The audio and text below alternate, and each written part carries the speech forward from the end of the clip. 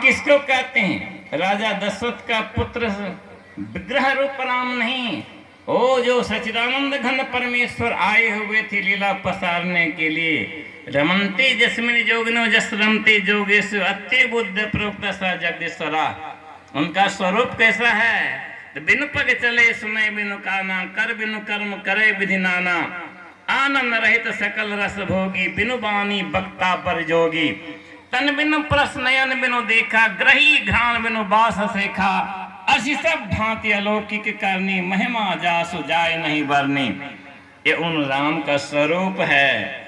इसलिए भगवान शंकर से जब माता पार्वती पूछ दी कि ये जो अभी जंगल में विहार करते हैं, रोते हैं ढोकते हैं, ये कौन है? राजा दशरथ का पुत्र है? का नहीं, ये परम वैष्णव का अवतार होता है, ये लीला करने के लिए आए। उसको भ्रम हो गया।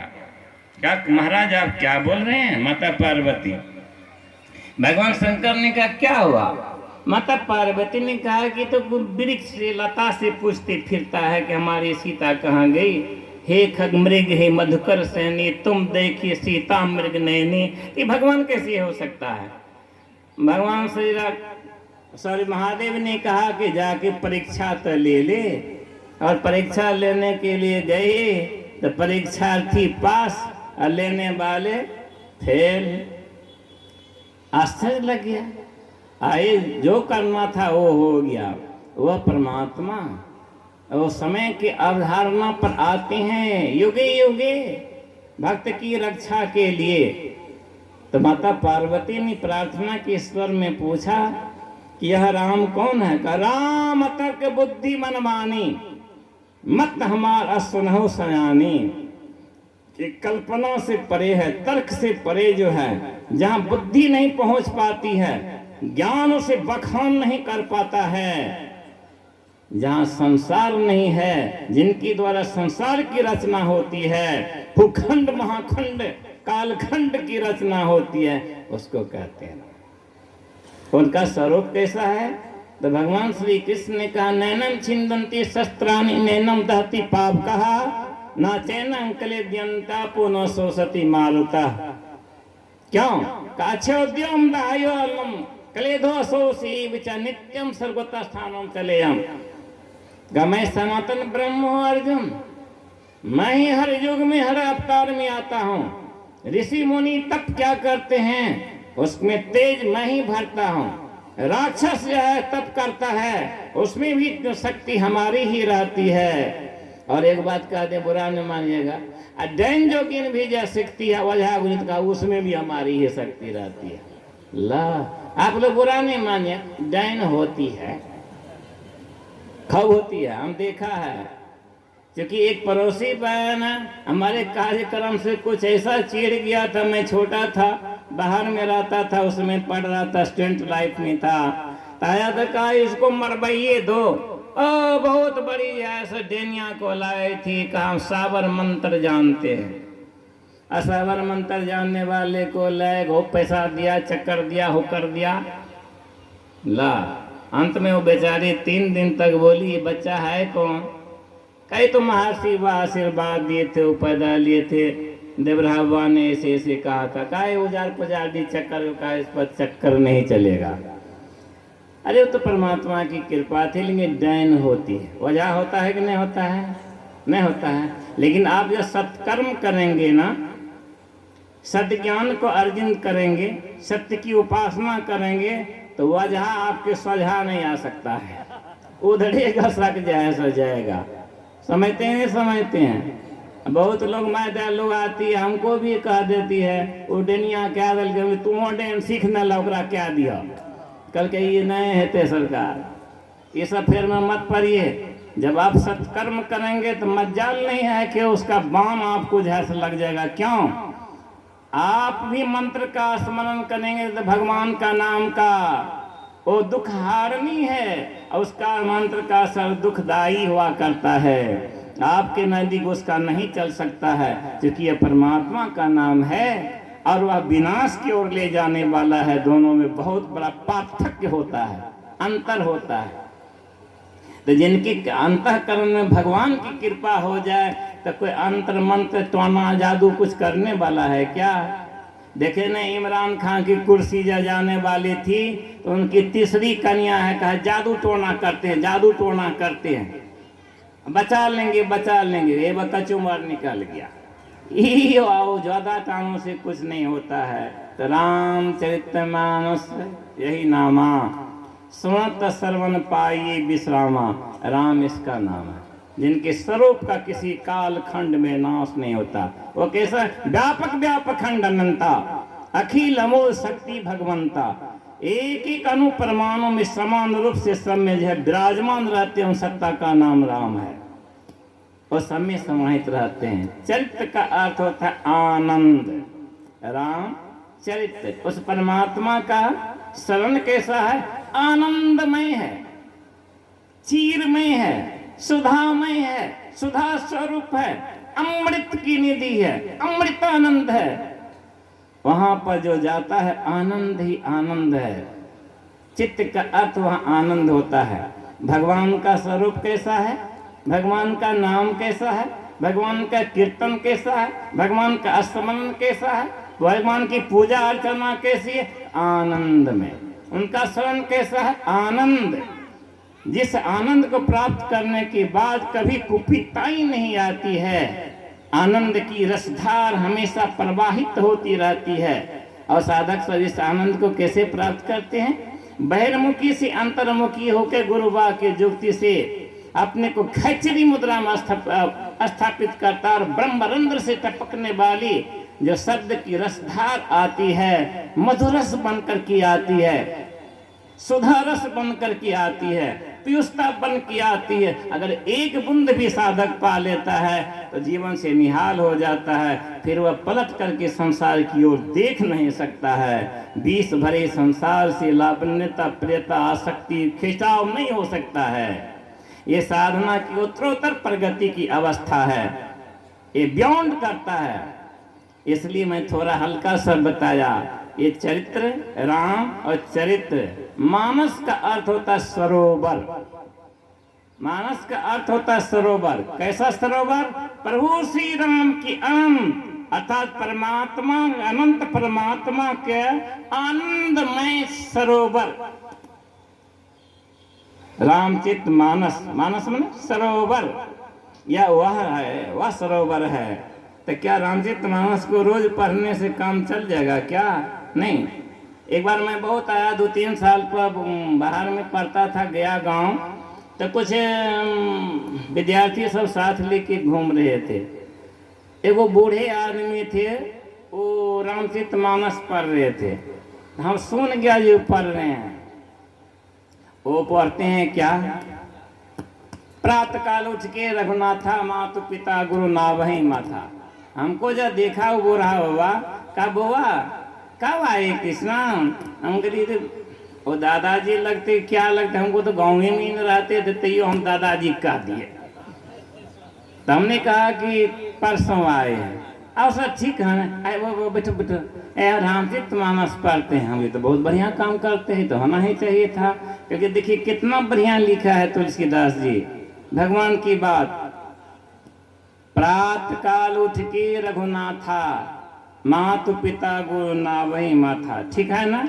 हमें तो ठीक है दादाजी, लेकिन आप जो पढ़ते हैं इसके लिए ठीक नहीं। क्या कैसे?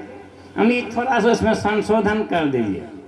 क्या संशोधन? हम उसमें लिखिए, प्रातः काल उठ के रघुनाथा, मातु पिता गुरु फोरही माथा।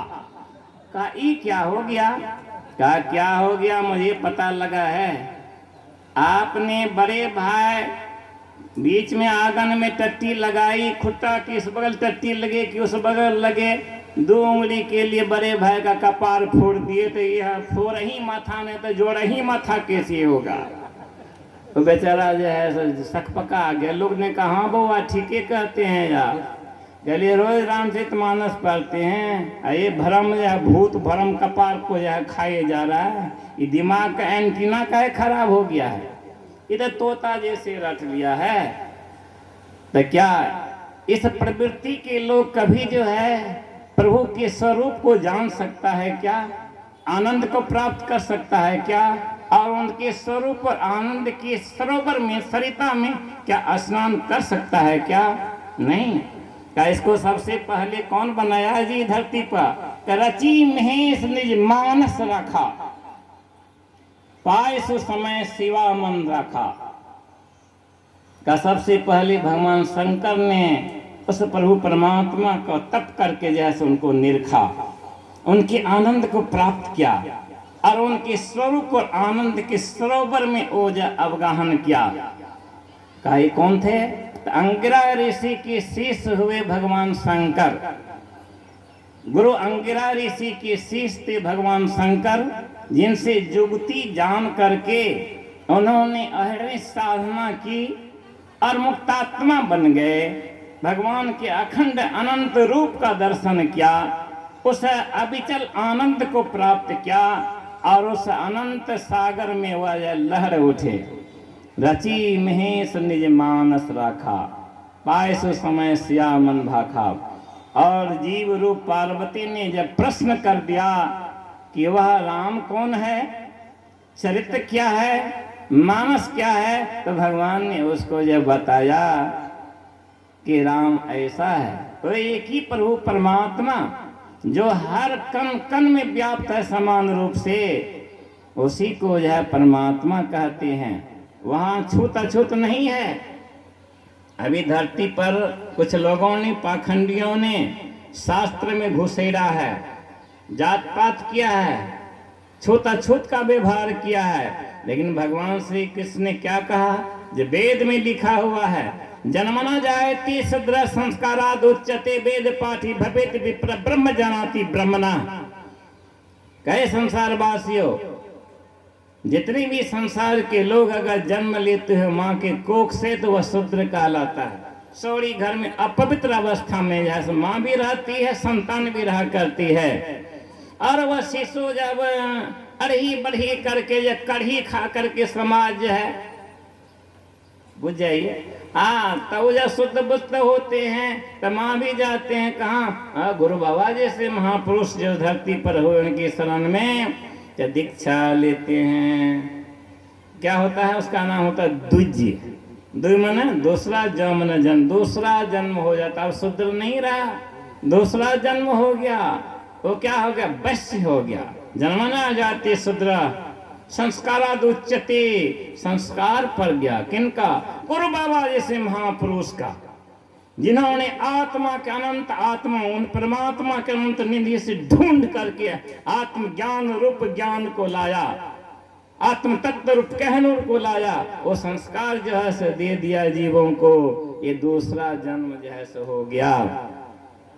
इसको कहते हैं द्विज। संस्काराद उच्यते वेद पाठी भवेत विप्रः। का गुरु के सानिध्य में शास्त्रोक्त ज्ञान प्राप्त करते हैं, गीतोक्त ज्ञान प्राप्त करते हैं, वेदांत का ज्ञान प्राप्त करते हैं। इसको कहते हैं विप्र। विप्र माने ज्ञानी। इनको क्या कहते हैं लोग, आप लोग समाज में? पुरोहित कहते हैं ना। पुरोहित माना पंडित नहीं, ब्राह्मण नहीं होता है। पुरोहित मन होता है पूर्व मन नगर हित मन हित। नगर का जो हित करने वाला है उसको कहा जाता है पुरोहित। और ब्रह्म जानाति ब्रह्मणा, जो इसने तप करके ब्रह्म को जान लिया वही ब्राह्मण कहलाता है। अब जरा बताइए, भगवान ने कहा थी तो कोई है ही नहीं जात पात, लेकिन भगवान के आधा शब्द का प्रयोग वो लोग कर जाता है। आधा शब्द का क्या कर देता है? आधा शब्द का कि नहीं, भगवान कृष्ण तो लिखा है कि ये जन्म से ही है सो जात पात है, ऊंच नीच है। तो समझा नहीं, ये नहीं है। भगवान ने क्या कहा? जन्म काल से जो जन्म लेता है ना, अपवित्र अवस्था में अपकर्म करने वाला, अपकर्म करने वाला, दूषित कर्म करने वाला, दुष्चरित्र को धारण करने वाला, बदबू फैलाने वाला, कुपित रहने वाला, माँ बाप परिवार से राज राष्ट्र को कलंकित करने वाला का ये शूद्र है, ये अंतज्य जाति है। जन्मना जायते शूद्र संस्काराद उच्यते। कई तो शूद्र वो सब कहलाता है, अंतज्य जाति है। लेकिन एक व्यक्ति चारों वर्ण रोज बनता है। भगवान ने कहा कि चारों वर्ण रोज बनता है। कैसे? जब सवेर उठते हैं, शरीर गंदा अवस्था में रहता है, मलमूत्र करते हैं, सफाई करते हैं, घर आंगन की सफाई करते हैं, दांत मुंह धोते हैं, वस्त्र से करते हैं। का इस शूद्र का काम है, साफ करो, इसको साफ करो। और फिर पेट के उद्योग के लिए धंधा करते हैं, बाल बच्चे के लिए, परिवार को संचालित करने के लिए, का यह वैश्य का काम हो गया। और किसी राह पर आताई को कोई सताता है, मारता है, तो उसको क्या बचाते हैं? कहे क्षत्रिय धर्म का पालन कर लिया। और जब भगवान की उपासना करते कि तुम ही तो ब्राह्मण हो गया। भगवान ने कहा चारों वर्ण, एक ही व्यक्ति चारों वर्ण रोज बनता, तो फिर जात पात कहाँ से चलाया? जरा सा बताइए। ये जात पात को किसी घिनौना व्यक्ति ने चीज करके भगवान के संतान में यह विस्फोट किया है, जो कि शास्त्र